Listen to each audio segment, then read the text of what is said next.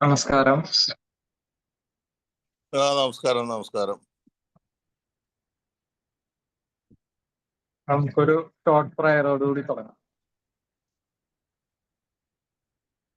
ഓം ഓം ഓം ഓം ഗുരുർബ്രഹ്മ ഗുരുർവിഷ്ണു ഗുരുദേവോ മഹേശ്വരം ഗുരു സാക്ഷാത് പരം ബ്രഹ്മ തസ്മൈ ശ്രീ ഗുരവേ നമഃ. ഓം അവതാര വരിഷ്ഠന്തം സർവാനുഗ്രഹദായിനം നാരായണ ഗുരും വന്ദേ സർവമംഗളസിദ്ധയേ.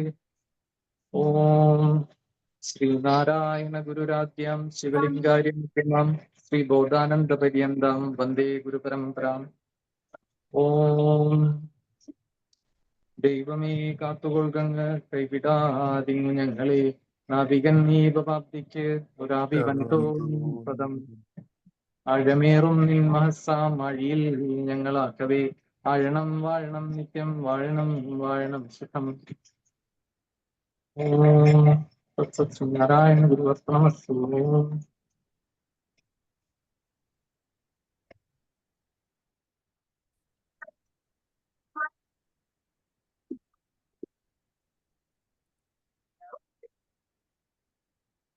നമുക്ക് ആദ്യമായി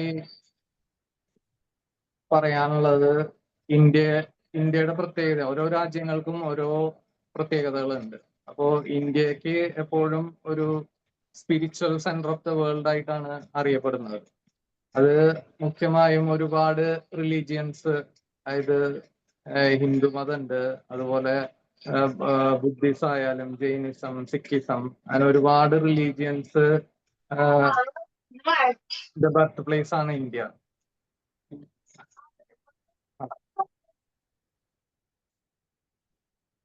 അപ്പോ അങ്ങനെ ഇന്ത്യയിൽ നിന്ന് ആവിർഭവിച്ചിട്ടുള്ള ഒരുപാട് മതങ്ങളുണ്ട്.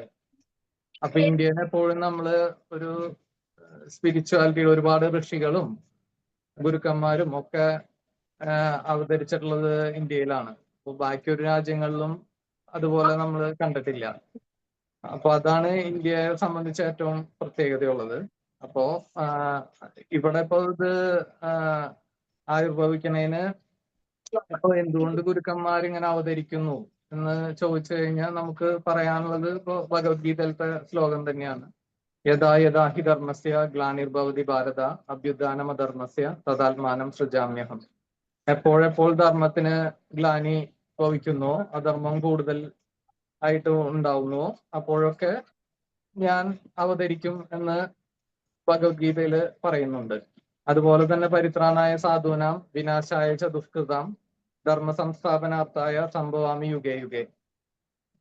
ഈ സാധുക്കളെ പ്രൊട്ടക്ട് ചെയ്യാൻ വേണ്ടിയിട്ടും ദുഷ്കൃതങ്ങളെ അകറ്റാനും വേണ്ടിയിട്ട് ധർമ്മ സംസ്ഥാപനത്തിന് വേണ്ടി ഞാൻ യുഗങ്ങൾ തോറും അവതരിച്ചുകൊണ്ടിരിക്കുന്നു എന്നും പരാമർശിക്കുന്നുണ്ട് ഭഗവത്ഗീതയിൽ.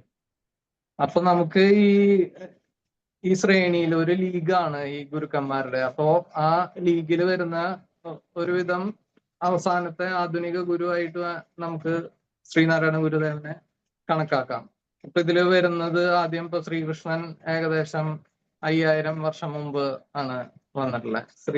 ശ്രീബുദ്ധനും യേശു ക്രിസ്തു ഒക്കെ 2000 വർഷത്തിന് മുമ്പ് ഉണ്ടായിരുന്ന ഗുരുക്കന്മാരാണ്. അതുപോലെ മുഹമ്മദ് നബി, ശങ്കരാചാര്യര് തുടങ്ങിയ ജഗദ്ഗുരുക്കന്മാരിങ്ങനെ പരമ്പരയില് അവസാനമായിട്ട് നമുക്ക് കാണുന്നത് ഇപ്പോ ശ്രീനാരായണ ഗുരുദേവനും, അതുപോലെ ഇപ്പോ ശ്രീരാമ പരമഹംസരുണ്ട്, അതുപോലെ രമണ മഹർഷി ഉണ്ട്. ഇതിലൊക്കെ നമ്മൾ എല്ലാതും വെച്ച് നോക്കുകയാണെങ്കിൽ നമുക്ക് ടീച്ചിങ്സ് ഓരോരുത്തർക്ക് എടുക്കുമ്പോൾ ആധുനിക ഗുരുക്കന്മാരില് നമുക്ക് ഏറ്റവും പ്രസക്തമായിട്ട് നമ്മുടെ യുഗത്തിന് പ്രസക്തമായിട്ട് തോന്നുന്ന ശ്രീനാരായണ ഗുരുദേവന്റെ ടീച്ചിങ്സ് ആണ്. അത് ശ്രീനാരായണ ഗുരുദേവന്റെ മുഖ്യമായ ഉപദേശങ്ങള് ഇപ്പൊ ഒരു ജാതി, ഒരു മതം, ഒരു ദൈവം, മനുഷ്യന്, അതൊക്കെ കാലിക പ്രസക്തിയുള്ളതാണ്. ഇപ്പോ മതങ്ങൾ തമ്മിലുള്ള കലഹങ്ങളും ഏത് വിധേന നോക്കിയാലും അത് ഇപ്പോ എല്ലാ ടീച്ചിങ്സും ഇപ്പൊ പലമത സാരവും ഏകം, അല്ലെങ്കിൽ പൊരുതു ജയിപ്പത് അസാധ്യം ഒന്നിനോടൊന്ന്, ഒരു മതവും പൊരുതാൽ ഒടുങ്ങുകയില്ല, അതായത് മതങ്ങൾ അങ്ങോട്ടും ഇങ്ങോട്ടും അവരുടെ മതമാണ് വലുതെന്ന് പറഞ്ഞ് എസ്റ്റാബ്ലിഷ് ചെയ്യാൻ ശ്രമിക്കുകയാണല്ലോ. പക്ഷെ ഇതൊരിക്കലും പൊരുതാൽ അവസാനിക്കില്ല എന്ന് ഗുരു തന്നെ പറയുന്നുണ്ട്. അപ്പൊ പരമതവാദി ഓർത്തിടാതെ പഴയ പൊരുത് പൊലിഞ്ഞിടുമെന്ന ബുദ്ധി വേണം. വെറുതെ ഈ യുദ്ധത്തിന് നിന്ന് മറ്റേ മതത്തിനെ കോൺകർ ചെയ്യാൻ നോക്കി അതുകൊണ്ട് സ്വയം നശിക്കുക എന്നല്ലാതെ വേറെ അതുകൊണ്ട് ഗുണമൊന്നും ഉണ്ടാവില്ല. അപ്പൊ ആ ഒരു ബുദ്ധി നമുക്ക് വേണം. അപ്പൊ നമ്മൾ അങ്ങനെ ഒരു വാദത്തിനോ വേറെ മതത്തിനെ ദുഷിക്കാനോ ഒന്നും നിൽക്കരുതെന്നുള്ള ഉപദേശമൊക്കെ ഗുരുവിന്റെ ഉണ്ട്, ഗുരു പറഞ്ഞു തന്നിട്ടുണ്ട് നമുക്ക്. അപ്പോ ഇപ്പൊ ഗുരുദേവനിലേക്ക് നമ്മളെ ആകർഷിക്കുന്നത് എന്താണെന്ന് ചോദിച്ചു കഴിഞ്ഞാൽ, ഇപ്പൊ ഒരു ചെറിയ കുട്ടീനെ സംബന്ധിച്ചോ ഇല്ലെങ്കിൽ നമ്മൾ ആദ്യമായിട്ട് ഗുരുവിനെ പരിചയമില്ല, അപ്പൊ നമുക്ക് തുടക്കത്തില് ഗുരുവിനെ ലേക്ക് ആകർഷിക്കുന്ന ഗുരുവിന്റെ ഈ അത്ഭുത സിദ്ധികളാണ്. അപ്പോ സ്വാമി ധർമ്മതീർത്ഥര് അഭിപ്രായപ്പെട്ടിട്ടുണ്ട്, ജീവിച്ചിരുന്ന കാലത്ത് ഇത്രയേറെ അത്ഭുത പ്രവർത്തികൾ ചെയ്ത് സർവ ജനാരാധ്യനായി മാറിയ അധികം പേര് ചരിത്രത്തിൽ നമുക്ക് കാണുവാൻ സാധിക്കുകയില്ല. അതായത് ഈ അടുത്ത കാലത്തുള്ള ഗുരുക്കന്മാരൊന്നും ഇത്രയും അത്ഭുത പ്രവർത്തികൾ ചെയ്ത് നമ്മൾ കണ്ടിട്ടില്ല. അപ്പോ അത് തന്നെയാണ് നമ്മളെ ആദ്യം ഗുരുവിലേക്ക് അടുപ്പിക്കുന്നത്. നമുക്ക് കുറച്ച് ഗുരുവിന്റെ അങ്ങനത്തെ അത്ഭുത സിദ്ധികളെ ഒന്ന് പരിചയപ്പെട്ട് നോക്കാം. അപ്പോ ഏത് തരത്തിലുള്ളതാണ് സിദ്ധികളെന്നൊന്ന് നോക്കാം. അപ്പൊ നമുക്ക് അടുത്തത് തന്നെയുള്ള പ്രദേശമാണ് വാടാനപ്പള്ളി, തൃശ്ശൂർ വാടാനപ്പള്ളി. അപ്പൊ അവിടത്തെ ഒരു ഗൃഹത്തിലത്തെ കാര്യം നോക്കാം. അപ്പൊ അവിടെ വൈക്കാട്ടിൽ ഭവനം, അവിടെ ശങ്കരൻ എന്നാണ് അവിടുത്തെ കാരണവരുടെ പേര്. അപ്പൊ 1924 ആ അറൗണ്ട് കാലഘട്ടമാണ്. അപ്പോ ഭയങ്കര പേമാരി, വെള്ളപ്പൊക്കം, കടൽക്ഷോഭം ഇതൊക്കെയുള്ള കാലഘട്ടമാണ് അത്. അപ്പോ ഈ ഇദ്ദേഹത്തിന്റെ അവിടെ ഈ കടൽക്ഷോഭം കാരണം വീടുകളൊക്കെ നശിച്ച് പോയിക്കൊണ്ടിരിക്കുകയാണ്. ഇദ്ദേഹത്തിന്റെ ശങ്കരന്റെ വീടിന്റെ അടുത്തുള്ള വീടുകളൊക്കെ പോയി കഴിഞ്ഞു. അപ്പൊ എല്ലാവരും ആകെ ഭീതിയിലാണ്. അവരൊക്കെ അവിടെ ആ പ്രദേശം വിട്ടു പോവാണ്. അപ്പോ ഇദ്ദേഹം ഒരു വലിയ ഗുരുഭക്തനാണ്. അദ്ദേഹത്തിന് എന്തുകൊണ്ടോ അവിടുന്ന് വിട്ടു പോവാൻ തോന്നിയില്ല. അപ്പോ ഭാര്യയും പിള്ളേരൊക്കെ ഉണ്ട്. അദ്ദേഹം ആകെ ആശങ്കാകുലനായി അന്ന് രാത്രി ഉറങ്ങാതെ കഴിച്ചു കൂട്ടി അദ്ദേഹം. അപ്പോ പിറ്റേ ദിവസമാണ് അദ്ദേഹം ഒരു വിവരം അറിയണത്, ഗുരുദേവൻ കൂർക്കഞ്ചേരിയിൽ വിശ്രമിക്കുന്നുണ്ട്. അപ്പോ അദ്ദേഹം ഉടനെ ഗുരുവിനോട് ഇത് പറഞ്ഞ് ഇതിനെന്തെങ്കിലും ഒരു പോംവഴി കിട്ടുമെന്നുള്ള പ്രത്യാശയില് ഇറങ്ങാൻ നിൽക്കും. അപ്പോ അദ്ദേഹത്തിന്റെ ഭാര്യ അദ്ദേഹത്തോട് ചോദിക്കും, ഗുരുവിന് കടലിനെ മാറ്റി നിർത്താൻ പറ്റും, കടൽ വരുന്നത് തടയാൻ ഗുരുവിന് സാധിക്കുമോ എന്ന് ചോദിക്കും. അപ്പോ അദ്ദേഹം അതിനെ ഒന്നും മിണ്ടില്ല, അതിനൊന്നും ഉത്തരം പറയില്ല. അത് കഴിഞ്ഞ് അദ്ദേഹം വളരെ പാടുപെട്ടിട്ടാണ് ഈ ഗുരുദേവന്റെ അടുത്തേക്ക് എത്തണം. കാരണം റോഡും ഒക്കെ തോട് പോലെ കിടക്കുകയാണ്. അപ്പോ അന്ന് ഇതുപോലെ നമുക്ക് വാഹന സൗകര്യങ്ങളും ഇല്ല. അപ്പോ വളരെ ബുദ്ധിമുട്ടി അദ്ദേഹം കുറുക്കഞ്ചേരിയിലേക്ക് യാത്രയായി. അങ്ങനെ അവസാനം ഗുരുവിന്റെ അടുത്തെത്തി. അപ്പൊ ഗുരു ബോധാനന്ദ സ്വാമിയായിട്ട്, അതായത് അടുത്ത അനന്തരാവകാശിയാണ് ബോധാനന്ദ സ്വാമി, അദ്ദേഹമായിട്ട് എന്തോ ചർച്ചയിലാണ്. അപ്പോ ചെന്നപ്പോ തന്നെ ഇദ്ദേഹത്തിന്റെ പരിഭ്രാന്തി കണ്ട് ഗുരു ചോദിക്കും ഇദ്ദേഹത്തിനോട്, എന്തു പറ്റി എന്ന് ചോദിക്കും അദ്ദേഹത്തിനോട്. അപ്പോ അദ്ദേഹം പറയും, ഇങ്ങനെ കടൽക്ഷോഭമാണ് സ്വാമി, അപ്പോ ഏത് നിമിഷം എന്റെ വീട് തിരകള് വന്ന് എടുക്കാം, കടലെടുത്ത് പോവാം. അപ്പോ സ്വാമി എന്തെങ്കിലും അതിനൊരു റെമഡി പറഞ്ഞു തരണം എന്ന് ഗുരുവിനോട് പറഞ്ഞു തരും. അപ്പൊ ഗുരു എടുത്ത വഴിക്ക് ചോദിക്കും, നാം പറഞ്ഞാൽ കടൽ കേൾക്കുമോ? അപ്പോ മുമ്പ് വീട്ടിൽ നിന്ന് ഇറങ്ങാൻ നിന്ന നേരത്ത് ഭാര്യ ചോദിച്ച അതേ ചോദ്യം തന്നെയാണ് ഗുരു ചോദിക്കുന്നത്, നാം പറഞ്ഞാൽ കടൽ കേൾക്കുമോ? അപ്പോ അദ്ദേഹം പറയും, സ്വാമി പറഞ്ഞാൽ കടലും കാറ്റും പ്രപഞ്ച ശക്തികളൊക്കെ കേൾക്കും, അടിയന് വിശ്വാസമാണെന്ന് പറയും. അപ്പൊ ഗുരു ഒന്ന് പുഞ്ചിരിക്കും. അപ്പോ എന്നിട്ട് ഉടനെ തന്നെ ബോധാനന്ദ സ്വാമികളോട് പറയും, ബോധാനന്ദന് ഉടനെ അവിടെ പോണം, എന്നിട്ട് ഈ ഭവനത്തിന്റെയും കടലിന്റെയും ഇടയ്ക്ക് എടുക്കണം എന്ന് ആജ്ഞാപിക്കും ബോധാനന്ദ സ്വാമിനോട്. അപ്പോ അത് കേട്ട ശിരസ വഹിച്ചുകൊണ്ട് ബോധാനന്ദ സ്വാമി അപ്പൊ തന്നെ ഈ ശങ്കരന്റെ കൂടെ ഇറങ്ങിത്തിരിക്കും. അങ്ങനെ ഇറങ്ങിത്തിരിച്ച് ഇവര് രണ്ടുപേരും അങ്ങനെ ബുദ്ധിമുട്ടി പിന്നെയും ഈ ഭവനത്തില് എത്തുകയാണ്. വൈക്കാട്ടിൽ ഭവനത്തിൽ തന്നെ എത്തി. പക്ഷെ ബോധാനന്ദ സ്വാമിക്ക് എന്തെങ്കിലും വെള്ളമോ എന്തെങ്കിലും ഒരു സൽക്കാരം കൊടുക്കാന്ന് വെക്കുമ്പോഴേക്കും ബോധാനന്ദ സ്വാമി അതൊന്നും സ്വീകരിക്കില്ല. ആദ്യം ഗുരു പറഞ്ഞത് ചെയ്തിട്ടേ പിന്നെ വേറെ എന്തെങ്കിലും ഉള്ളൂ എന്നുള്ള ഇതില് ഗുരു നേരെ പോവാണ് കടലിന്റെ അഭിമുഖീകരിച്ച്. അങ്ങനെ അവിടെ ചെന്ന് അതിനോട് അവിടെ ചെന്ന് കെടുക്കും. കടലിന്റെയും ഈ ഭവനത്തിന്റെയും ഇതിന്റെ പറമ്പിന്റെയും ഭവനത്തിന്റെ പറമ്പിന്റെയും ഇടയിൽ ചെന്ന് ബോധാനന്ദ സ്വാമി കെടുക്കും. ഇത് കണ്ട് ബാക്കിയുള്ള ജനങ്ങള് പരിഭ്രാന്തരായി അവര് ഇദ്ദേഹത്തിനെ വിലക്കുന്നുണ്ട്. അവിടെ കിടന്നു കഴിഞ്ഞാൽ ആകെ കടലെടുത്ത് പോവും എന്നുള്ള പറയുന്നുണ്ട്. പക്ഷെ ബോധാനന്ദ സ്വാമി ഒന്നും കേൾക്കുന്നില്ല. ബാക്കി ജനങ്ങൾക്ക് അറിയില്ലല്ലോ ഗുരുവിന്റെ വചനപ്രകാരമാണ് വന്നിട്ടുള്ളത്. അത് കഴിഞ്ഞ് ബോധാനന്ദ സ്വാമി അവിടെ കിടന്നതിന് ശേഷം പിന്നെ കാണുന്നത് എന്താണെന്ന് വെച്ചിട്ടുണ്ടെങ്കിൽ ഈ അതിശക്തമായി അടിച്ചുകൊണ്ടിരുന്ന തിരകൾ ആരോ പിടിച്ചു വലിക്കുന്നത് പോലെ പിന്നിലേക്ക് ഉൾവലിയുവാൻ തുടങ്ങി. അതായത് ബോധാനന്ദ സ്വാമി കിടന്നതിന് ശേഷം പിന്നെ ബോധാനന്ദ സ്വാമിയുടെ അടുത്ത് വെള്ളം തൊട്ടിട്ടില്ല. അപ്പോ അവിടുന്ന് കടല് പിന്നാക്കാണ് പിന്നെ പോണത്. അപ്പോ ആ ഗുരുവചനത്തിന്റെ ശക്തിയാണ് നമുക്ക് അവിടെ കാണാൻ കഴിയുന്നത്. അപ്പോ ബോധാനന്ദ സ്വാമി അത് ശിരസാവഹിച്ച് അവിടെ കെടുപ്പ് തന്നെയാണ്. പിന്നെ ഗുരു പിന്നാലെ വരുന്നാണ് പറഞ്ഞത്. ഗുരു വരുന്നവരെ ബോധാനന്ദ സ്വാമി അവിടെ കെടുക്കുക തന്നെയായിരുന്നു. അപ്പോ നമുക്ക് ഒരു കടലിനെ ശാന്താക്കാനുള്ള ഒരു പവറാണ് നമുക്ക് അവിടെ ഗുരു കാണിച്ചു തരുന്നത്. അപ്പോ ആ കഥയിൽ നിന്ന് നമുക്ക് അത് മനസ്സിലായി. ഇത് നമുക്ക് വേറൊരു കാര്യം മനസ്സിലാക്കേണ്ടതെന്ന് വെച്ചിട്ടുണ്ടെങ്കിൽ ഗുരു ഒരിക്കലും ഗുരുവിന്റെ ശക്തികള് പ്രദർശിപ്പിക്കാനോ ഒന്നും ഉദ്ദേശിച്ചിട്ടല്ല ഒന്നും ചെയ്യുന്നത്. ഓരോ ആവശ്യങ്ങൾ വരുമ്പോ അത് ചെയ്യേണ്ടി വരുന്നതാണ്. ഇപ്പോ ഇത് തന്നെ നമുക്ക് യേശുദേവന്റെ സമാനമായ കഥയുണ്ട്. അപ്പൊ യേശുദേവൻ ഗലീലി കടലില് അപ്പൊ ബോട്ടില് കിടന്നുറങ്ങുകയാണ്. ഡിസൈബിൾസ് ഉണ്ട്. അപ്പൊ അവരൊക്കെ അനുയായികളുണ്ട്. അപ്പൊ അവരൊക്കെ പെട്ടെന്ന് ഒരു സ്റ്റോം പോലെ വരികയാണ്. അപ്പോ ആകെ കടലപ്പോഴും ചോദിക്കും കാറ്റും ഒക്കെ ആയിട്ട് അവരാകെ ബുദ്ധിമുട്ടും. അപ്പോ യേശുദാനപ്പഴങ്ങൾ പറഞ്ഞു തന്നെയാണ്. അപ്പോ അനുയായികൾ വന്നിട്ട് യേശുദാനെ ഉണർത്തും. പിന്നെ ഈ കടലാകെ ക്ഷോഭത്തിലാണ് എന്ന് പറയും. അപ്പൊ യേശുദേവന്റെ ആത്മപ്രകാരം ആക്രമിച്ച് കടലിനെയും കാറ്റിനെയും ശാന്താക്കുന്നുണ്ട്. അപ്പോ അത് സമാനമായ കഥയാണ്. അപ്പോ യേശുദാന്റെ കഥയില് കൂടുതൽ പ്രചാരം നേടി. ഗുരുദേവന്റെ നമ്മളത് അതുപോലെ കണ്ടിട്ടില്ല.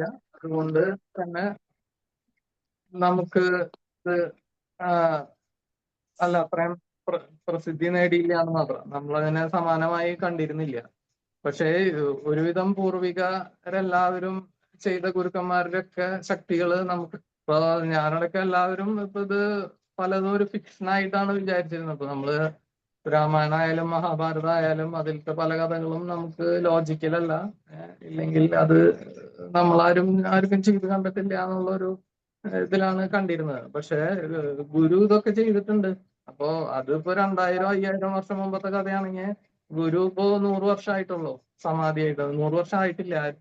1928 പിന്നെയും കെടുക്കാണ്. അപ്പോ 100 വർഷം ആവാൻ നമ്മള് വേണമെങ്കിൽ ഒരു 1-2 ജനറേഷൻ മുമ്പുള്ള ഇവർക്ക് വരെ കാണാൻ പറ്റിയൊരു ഗുരുവിന്റെ കഥയാണ് നമ്മൾ ഈ പറഞ്ഞുകൊണ്ടിരിക്കുന്നത്. അന്നത്തെ ആളുകൾ നേരിട്ട് കണ്ട നമുക്ക് എന്താ പറയാ യുക്തിക്ക് നിരക്കാത്ത ഒരു കഥകളാണ് ഇപ്പൊ ശരിക്കും ഇത് കണ്ടുകൊണ്ടിരിക്കുന്നത്. ഇതൊക്കെ അനുഭവിച്ചവരാണ്. ഇന്നും ഇവരുടെ ഇപ്പോഴത്തെ ഈ കുടുംബത്തിലുള്ള ഇപ്പോഴത്തെ കാരണവരുടെ വീഡിയോ യൂട്യൂബിലുണ്ട്. അപ്പൊ അത് വേണമെങ്കിൽ ഷെയർ ചെയ്ത് തരാം. അപ്പോ ഇതൊന്നും ആരും ഇപ്പൊ നമ്മൾ ഉണ്ടാക്കിയ കഥകളോ അങ്ങനെയൊന്നുമല്ല. പക്ഷെ ഇതൊക്കെ എങ്ങനെ സാധിക്കുന്നു എന്നുള്ളൊരു ചോദ്യം നിൽക്കുന്നുണ്ട്. അപ്പോ ഇതുപോലെ തന്നെ നമുക്ക് ഇനി വേറെയും 1-2 കഥകൾ നോക്കാം. അപ്പോ ഈ ഗുരുദേവന്റെ അരുവിപ്പുറം പ്രതിഷ്ഠ അതൊക്കെ കഴിഞ്ഞ അരുവിപ്പുറത്ത് വെച്ചുള്ള ഇതാണ്. അപ്പോ അവിടെ ഒരു തിരുവനന്തപുരത്ത് ഒരു രാമൻ ഓവർസിയർ ഉണ്ട്. അപ്പോ അദ്ദേഹം ഈ അരുവിപ്പുറത്ത് ഗുരുവിന്റെ ഈ പടത്തിന് മുമ്പില് ചെയ്ത പ്രാർത്ഥനയാണ്. അപ്പൊ അദ്ദേഹത്തിന് ഒരു ഡാമോ മറ്റോ പണിയാനുണ്ടായിരുന്നു. അപ്പൊ അദ്ദേഹം അത് പറഞ്ഞു, അത് നല്ല രീതിയിൽ അത് കംപ്ലീറ്റ് ചെയ്യാൻ പറ്റിയ ഞാൻ ഒരു ഈ അരുവിപ്പുറത്ത് കിണറിന്റെ അത്യാവശ്യ സ്ഥാപനങ്ങൾ ഉയർന്നു വരുന്ന സമയമായിരുന്നു. അപ്പൊ അവിടെ ഒരു കിണറ് പണിത് കൊടുക്കാന്ന് ഗുരുവിന്റെ പടത്തിന് മുമ്പില് അദ്ദേഹം പ്രതിജ്ഞ ചെയ്യാണ്. പക്ഷെ അദ്ദേഹം പിന്നെ അത് ആരോടും പറയുന്നില്ല, അദ്ദേഹത്തിന് മാത്രം അറിയുന്ന കാര്യമാണ്. അപ്പൊ അങ്ങനെ പോയി. ഇത് കഴിഞ്ഞ് ആ ഡാം കംപ്ലീറ്റ് ചെയ്തു. ഇദ്ദേഹം അത് മറന്നുപോയി. അപ്പോ പിന്നെ ആരും അതിനെ കുറിച്ച് ഒന്നും വേറെ ആർക്കും ഇതിനെ കുറിച്ച് അറിയില്ല. അങ്ങനെ നാളുകൾ കടന്നുപോയി.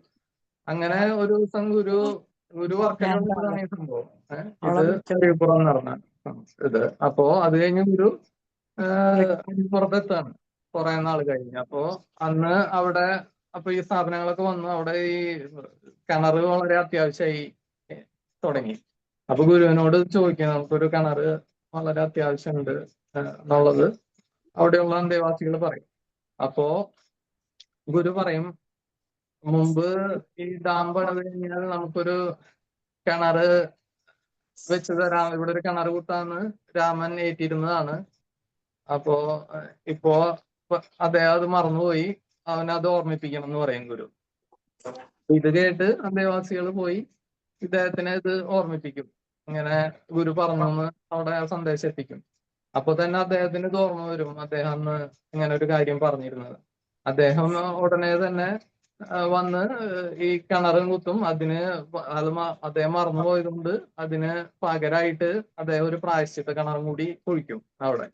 അപ്പോ നമുക്കിതിൽ നിന്ന് എന്താണ് മനസ്സിലാവുന്നത്? ഗുരുവിന് ഇപ്പൊ നമ്മളൊരു ഫോട്ടോ ഗുരുവിന്, ഇപ്പൊ നമ്മൾ വീട്ടിലൊക്കെ ഗുരുവിന്റെ ഒരു പടം വെച്ച് ആരാധിക്കുകയാണല്ലോ ചെയ്യുന്നത്. അപ്പൊ നമ്മൾ ആത്മാർത്ഥമായി സത്യസന്ധമായി ആ പടത്തിന് മുമ്പിൽ പ്രാർത്ഥിച്ചാലും നമുക്ക് ആ ഒരു സംശയമുണ്ട്, പടത്തിന് മുമ്പിൽ പ്രാർത്ഥിക്കുമ്പോൾ ദൈവം കേൾക്കുമോ അല്ലെങ്കിൽ ഗുരു കേൾക്കുമോ എന്നുള്ളത്. പക്ഷെ ഇവിടെ അത് പ്രത്യക്ഷത്തിൽ കാണാം നമുക്ക്.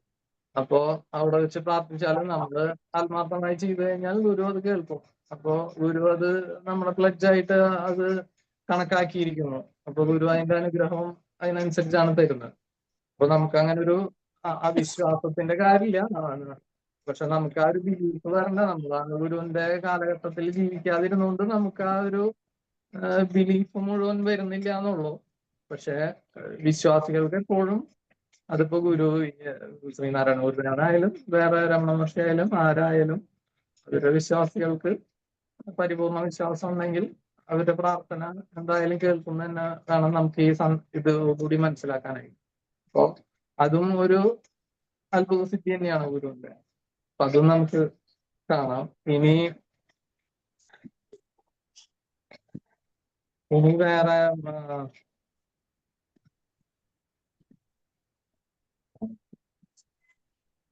കാഞ്ചീപുരം സേവാശ്രമം അന്ന് ഗുരു അവിടെ ഒരിക്കൽ അവിടെ സന്ദർശിക്കുകയുണ്ടായി. അപ്പോ അന്ന് അവിടെ നിന്ന് ഇങ്ങനെ പുറത്തിറങ്ങി നടക്കുന്ന സായാഹ്നങ്ങളിൽ പുറത്തിറങ്ങി നടക്കാറുണ്ട്. ഗുരുവിന്റെ കൂടെ അനുയായികളും കൂടെ പോവാറുണ്ട്.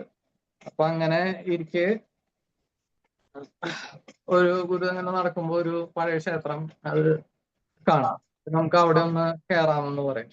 അങ്ങനെ അവിടെ ചെല്ലും. അവിടെ ചെല്ലുമ്പോൾ അത് പൂട്ടിക്കിടക്കാം.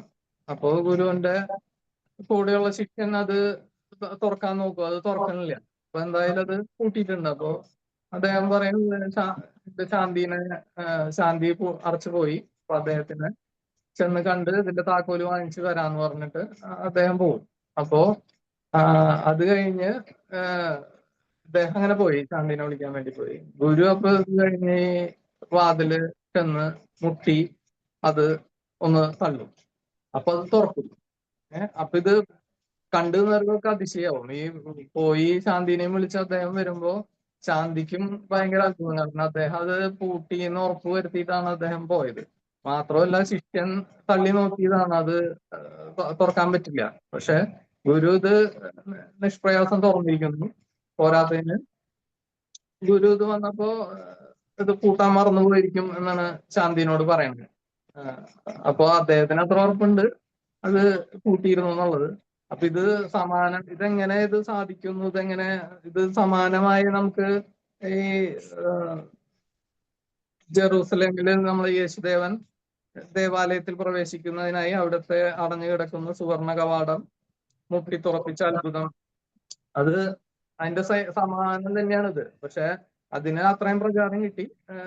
ഇത് ആരും അങ്ങനെ ശ്രദ്ധിക്കപ്പെട്ടില്ല എന്ന് മാത്രം.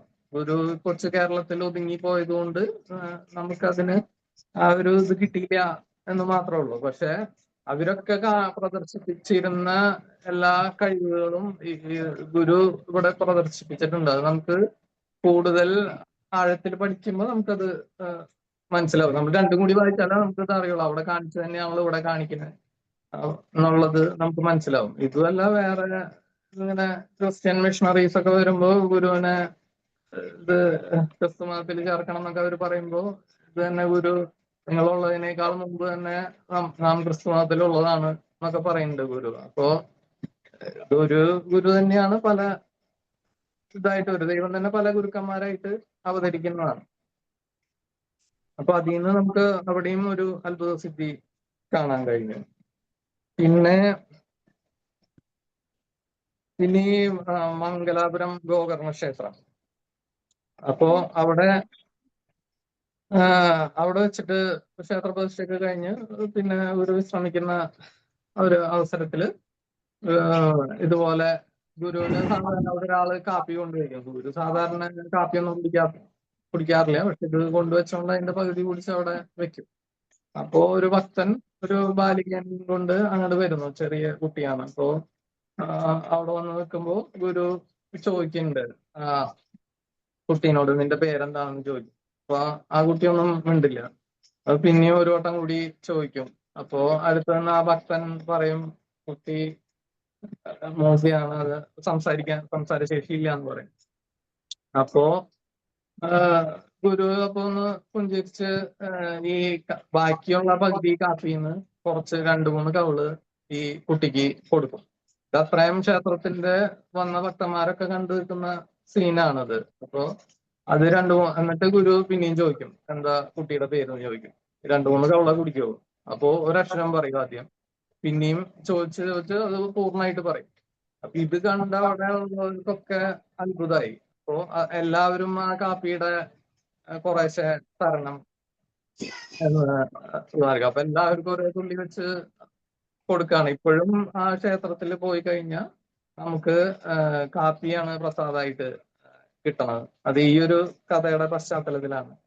അപ്പൊ അതും അവിടെ നിന്ന് എത്രയോ ഭക്തജനങ്ങൾക്ക് ആ ഒരു അരക്കപ്പ് കാപ്പി അതിലും കുറവ് ഉണ്ടാവുള്ളൂ. അപ്പൊ അത്രയും വീതിച്ചു കൊടുക്കാൻ പറ്റി. ഇതും നമുക്ക് യേശുദാസിന്റെ ഇതിൽ വെച്ച് നോക്കി കഴിഞ്ഞാൽ ഇപ്പോ 5 അപ്പം 2 മീനും കൊണ്ട് 5000 പേര് കൂട്ടിയ കഥയൊക്കെ ഉണ്ട്. അപ്പൊ ഒക്കെ സമാനം തന്നെയാണ്. അപ്പൊ നമുക്ക് ആ അത്ഭുത സിദ്ധികള് ഇവരൊക്കെ പ്രദർശിപ്പിക്കുന്നത് കാണാം. അപ്പൊ അതാണ് ശരിക്കും നമ്മളെ ഗുരുവിലേക്ക് ആദ്യം ആകർഷിക്കുന്നത്. പിന്നെ ഇത് എന്തുകൊണ്ട് ഇത് ഇവർക്ക് സാധ്യമാവുന്നു എന്നുള്ളൊരു ചോദ്യമുണ്ട്. അപ്പോ അതിന് നമുക്ക് പറയാനുള്ളത് എന്താണെന്ന് വെച്ചിട്ടുണ്ടെങ്കിൽ, ഗുരുദേവന് ഉപരി പഠനമൊക്കെ കഴിഞ്ഞ് പിന്നെ ചട്ടമ്പിസ്വാമികളെ പരിചിതമായി. ചട്ടമ്പിസ്വാമികളുടെ ഗുരുവിന്റെ അടുത്ത് പരിചയപ്പെടുത്തുണ്ടായി ഈ സ്വാമികള്. അപ്പൊ അദ്ദേഹത്തിന്റെ അടുത്ത് നിന്നാണ് യോഗ വിദ്യകള് അഭ്യസിക്കുന്നത്. അപ്പൊ അതിനുശേഷം ഗജരി മുദ്രയും ഒക്കെ അഭ്യസിച്ചാണ് പിന്നെയാണ് മരുത്വാമലയിൽ പോയി തപസ് ചെയ്യുന്നത്. അപ്പോ തപസ് ചെയ്യുമ്പോ ഗുരുവിന് ഈ ശക്തികളൊക്കെ ഗുരു ഇപ്പോ എന്താ പറയാ ഒരു ഹഠയോഗവും രാജയോഗവും ഇതൊക്കെ അഭ്യസിച്ചിട്ടുണ്ട്. ഒരു സിദ്ധയോഗിയാണ് ശരിക്കും പറഞ്ഞാൽ. അപ്പോ അതുകൊണ്ട് ഈ അഷ്ടൈശ്വര്യ സിദ്ധികൾ ഗുരുവിന് ലഭിച്ചിട്ടുണ്ട് ഈ യോഗവിദ്യയിലൂടെ, അത് അഭ്യസിച്ചതിലൂടെ. അപ്പൊ അത് നമുക്ക് മനസ്സിൽ വേണം. എന്തുകൊണ്ടാണ് ഇതിനൊരു എന്താ പറയാ, ഇതിന് എല്ലാത്തിനും ഒരു കോഴ്സ് ഉണ്ടല്ലോ. അപ്പൊ ഇതിങ്ങനെ വെറുതെ അത്ഭുത സിദ്ധികൾ പ്രദർശിപ്പിക്കണതല്ല ശരിക്കും പറഞ്ഞ. പക്ഷെ ഈ സിദ്ധികൾക്ക് വേണ്ടിയാണോ ഗുരു തപസ് ചെയ്തെന്നുള്ള ചോദ്യം അവശേഷിക്കുന്നുണ്ട്. പക്ഷെ ഒരിക്കലും അല്ല. ഗുരുവിന് ഗുരുവിന്റെ ആഗ്രഹം എന്തായിരുന്നു? ആദ്യം ദേവി ദേവതകളൊക്കെ സാക്ഷാത്കരിക്കുന്നു. അത് കഴിഞ്ഞ അവസാനം പരബ്രഹ്മ സത്യത്തെ സാക്ഷാത്കരിച്ച് ജീവൻ മുക്തനാവണം എന്നുള്ളതാണ് ഗുരുവിന്റെ ഇച്ഛ. അപ്പോ ആ ലക്ഷ്യത്തിന് വേണ്ടിയുള്ള പ്രയാണമായിരുന്നു ഈ തപസ്സും ഇതൊക്കെ. അപ്പൊ ഈ സിദ്ധികളൊക്കെ കിട്ടുന്നത് ഇതിന്റെ ഒരു ആഡ് ഓൺ പോലെയാണ്. ഈ സഞ്ചാരത്തിനിടയിൽ വന്ന് ഈ അഭ്യാസങ്ങളൊക്കെ ചെയ്തുകൊണ്ട് അഷ്ടൈശ്വര്യ സിദ്ധികൾ ഇതൊക്കെ നെറ്റിൽ അടിച്ചു നോക്കിയാലും നമുക്ക് കാണാം. അപ്പോ ഈ ആ സിദ്ധികളൊക്കെയാണ് പലപ്പോഴും ഇങ്ങനെ പ്രദർശിപ്പിക്കുന്നത്. അത് ഒരിക്കലും ഗുരുവിന്റെ എന്തെങ്കിലും ഒരു നേട്ടത്തിന് വേണ്ടിയോ ഒന്നും ഇത് പ്രദർശിപ്പിച്ച് കാണില്ല. അത് ഗുരുവല്ല, യേശുദേവനായാലും ആരായാലും. ഇപ്പൊ രമണ മഹർഷിയുടെ അടുത്ത് ചോദിക്കുന്നുണ്ട്, യേശുദേവൻ ഇങ്ങനെ അത്ഭുത സ്ഥിതികള് പ്രദർശിച്ചപ്പോ അതൊക്കെ ചെയ്യുമ്പോ അദ്ദേഹത്തിന് ഇങ്ങനെ ചെയ്യുന്നു എന്നൊരു ഭാവം ഉണ്ടായിരുന്നോ എന്ന് തിരിച്ചു ചോദിക്കുന്നുണ്ട് മഹർഷി. അപ്പോ അതുപോലെ തന്നെയാണ് ഇവിടെ ഓരോ ആവശ്യത്തിന് ഒരു ക്ഷേത്രത്തില് ഇപ്പൊ ചിലപ്പോ മഴയില്ലാത്ത പ്രദേശത്ത് മഴ പെയ്യിക്കുക, ഇങ്ങനെയുള്ള കാര്യങ്ങൾ അതൊക്കെ ഗുരുവിന് വേണ്ടിയിട്ടല്ല, ഭക്തന്മാരുടെ ആവശ്യത്തിന് വേണ്ടി വലിയ മുഹൂർത്ത ചികിത്സകൾ ചെയ്യുക, മാറാത്ത വ്യാധികള് അത് അവര് തന്നെ കൊണ്ടുവന്ന് ഗുരുവിന് സമർപ്പിച്ച എന്തെങ്കിലും കാണിക്കുക പറഞ്ഞെടുത്ത് കൊടുത്തിട്ടാവാം, ഇല്ലെങ്കിൽ ഒരു വാക്കുകൊണ്ടാവാം, നോക്കുകൊണ്ടാവാം. അങ്ങനെ പല രീതിയിൽ ഗുരു അതൊക്കെ വേറെ ഒരു മരുന്നുകൊണ്ടും മാറാത്ത രോഗങ്ങളും ഒക്കെ മാറ്റിയിട്ടുണ്ട്. ഇതൊക്കെ ആ ഒരു അത്ഭുത സിദ്ധിയുടെ ഒരു വിശേഷമാണ്. പക്ഷെ നമ്മൾ ആകർഷിക്കുന്ന അതാണെങ്കിലും ഗുരു ഒരിക്കലും അത് കിട്ടാൻ വേണ്ടിയൊന്നുമല്ല തപസ് ചെയ്തിട്ടുള്ളത്. തപസ് ചെയ്തത് ഈ പരബ്രഹ്മാവായിട്ട് ഒരു ജീവൻ മുക്തനാവണം, സെൽഫ് റിയലൈസേഷൻ കിട്ടണം എന്നുള്ള ഏക ഉദ്ദേശത്തിലാണ് ഗുരു ഇതൊക്കെ ചെയ്തത്. അപ്പോ ഇത് കഴിഞ്ഞ് പിന്നെ ഇപ്പൊ സാധാരണ പരമ്പരാഗത ഗുരുക്കന്മാര് പലരും ഇപ്പോ ഇങ്ങനെ ഒരു സ്റ്റേറ്റിൽ എത്തിക്കഴിഞ്ഞു കഴിഞ്ഞാൽ പിന്നെ അവരത് ജനങ്ങളിലേക്ക് അധികം അങ്ങനെ ഇറങ്ങി തിരിച്ചു വരണം. നമ്മളതായിട്ട് ലയിച്ചു കഴിഞ്ഞാൽ അവരുടെ സംബന്ധിച്ച് അവരുടെ ജന്മോദ്ദേശം സഫലമായി. അപ്പൊ പിന്നെ അവരതങ്ങനെ കണ്ടിന്യൂ ചെയ്ത് ആ ആനന്ദത്തിൽ അമർന്നിരിക്കാനാണ് അവരെല്ലാവരും സാധാരണ ആഗ്രഹിക്കുക. പക്ഷെ ഗുരുവിന്റെ അനുകമ്പയാണ് നമുക്ക് അവിടെ വിശേഷിച്ച് കാണാൻ കഴിയുന്നത്. അപ്പോ വേറെ ആരും ചെയ്യാത്തതെന്ന് വേണമെങ്കിൽ പറയാവുന്ന പോലെയാണ് ഗുരു അവിടുന്ന് ഇറങ്ങിപ്പോരുന്നത്.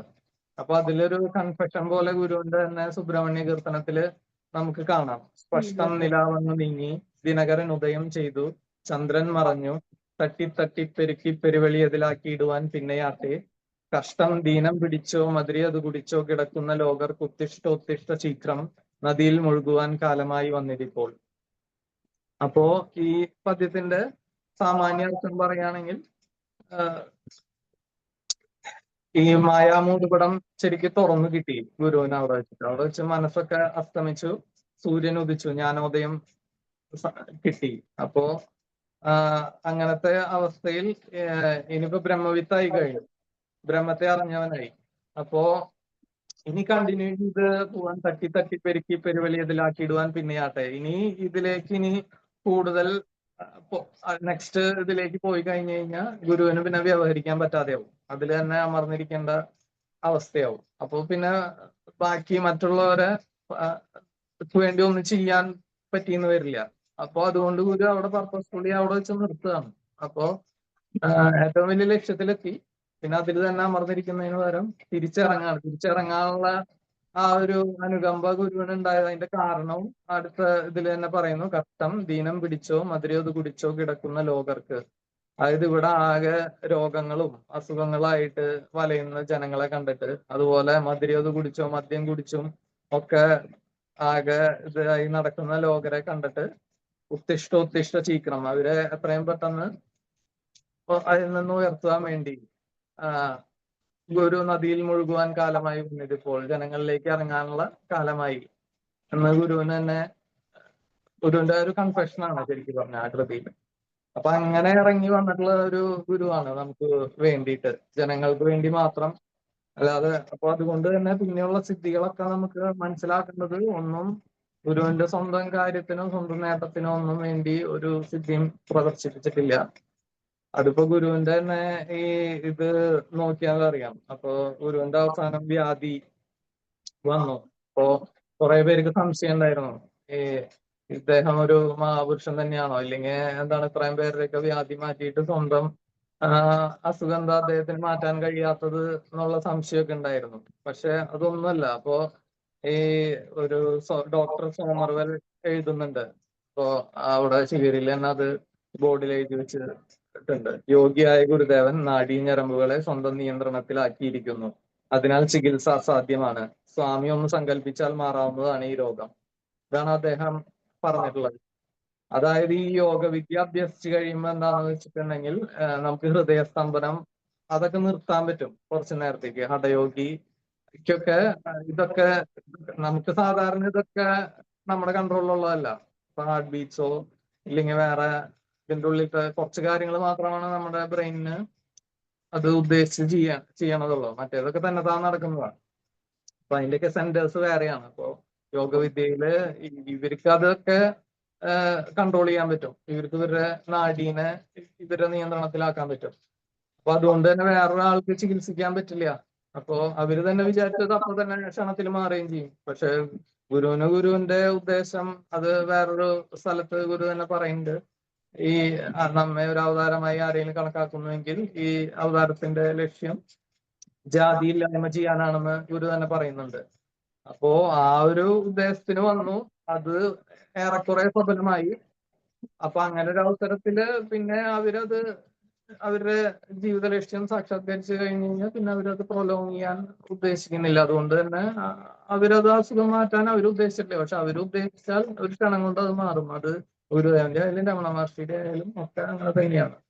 പക്ഷെ അവർക്ക് അത് താല്പര്യം. ഇപ്പൊ രമണ മഹർഷി ആണെങ്കിൽ പറയാ, അവർക്ക് നമ്മൾ കാണുന്ന പോലെ ശരീരത്തിനെ നിലനിർത്തുക എന്നുള്ള ഒരു ഇതല്ല ഉള്ളത്. അവർ ഓൾറെഡി ആ ലക്ഷ്യത്തിലെത്തിയതുകൊണ്ട് അവർ പറയും ഇപ്പൊ ഒരിലയില് ഇപ്പൊ നമ്മളെല്ലാ വിഭവങ്ങളും അത് ഒക്കെ ഇലയാണ് ഇപ്പൊ അവർ ശരീരമായിട്ട് കണക്കാക്കുന്നത്. അപ്പൊ അതിലത്തെ എല്ലാ വിഭവങ്ങളും ഇപ്പൊ അച്ചാറും ചോറും തൈരും അതിലത്തെ എല്ലാ ഐറ്റംസും സാമ്പാറൊക്കെ കൂടി നല്ലോണം കുഴച്ചുകൊണ്ട് അത് മുഴുവനായി ഇതാക്കി ലാസ്റ്റ് ഇല കളയുന്ന പോലെ. ഇല്ലെങ്കിൽ അവർ വേറെ രമണ മഹർഷി പറയുന്നത് ഇപ്പൊ ഒരു ട്രെയിൻ ഇറങ്ങി വരുമ്പോ നമ്മുടെ ലഗേജ് എടുക്കാനായിട്ട് കൂലി ഉണ്ടാവും. അപ്പോ അതേ ഈ ഭാരം തലയിൽ ചുമന്ന് കൊണ്ടുവരികയാണ്. എന്നിട്ട് ആ ഡെസ്റ്റിനേഷൻ എത്താൻ വേണ്ടി വെയിറ്റ് ചെയ്യാണ്. ഡെസ്റ്റിനേഷൻ എത്തി കഴിയുമ്പോൾ അതെടുത്ത് നിലത്തേക്ക് ഇടണം. അതോടെ അവരുടെ അത് പൂർണ്ണമായി. അതുപോലെയാണ് അവർ ഈ ജീവിതത്തിനെ കാണുന്നത്. അവരുടെ ആ ഒരു പർപ്പസ് സെർവ് ചെയ്ത് കഴിഞ്ഞു കഴിഞ്ഞാൽ അവര് പിന്നെ അവിടുന്ന് നിൽക്കാൻ ഉദ്ദേശിക്കുന്നില്ല. അപ്പൊ നമ്മൾ ആ ഒരു സ്പിരിറ്റിൽ വേണം ഇത് മനസ്സിലാക്കാൻ. അല്ലാതെ അവർക്ക് എന്തുകൊണ്ട് അവരുടെ അസുഖം മാറ്റാൻ പറ്റിയില്ല എന്നൊന്നും വിചാരിക്കരുത്. അവര് സ്വന്തം പർപ്പസിന് വേണ്ടി അവരുടെ ഒരു ശക്തികളും സാധാരണ ഉപയോഗിക്കില്ല. എല്ലാം പരോപകാരമാണ്. ഗുരുദേവന്റെ സന്യാസിയുടെ ഡെഫിനിഷൻ തന്നെ അതാണ്, പരോപകാരി ത്യാഗി എന്നാണ്. അപ്പോ അത് ഗുരു തന്നെ കൊടുത്തുള്ള നിർവചനമാണ്. അപ്പൊ അത് നമ്മൾ മനസ്സിലാക്കിയിരിക്കണം. പിന്നെ നമുക്ക് നമ്മുടെ മെയിൻ ടോപ്പിക്കിലേക്ക് വരാം. അപ്പോ നമുക്ക് പ്രാർത്ഥനയുടെ ഇമ്പോർട്ടൻസ് ആണ് ഒരു മുഖ്യ ടോപ്പിക്കായിട്ട് പറഞ്ഞിരിക്കുന്നത്.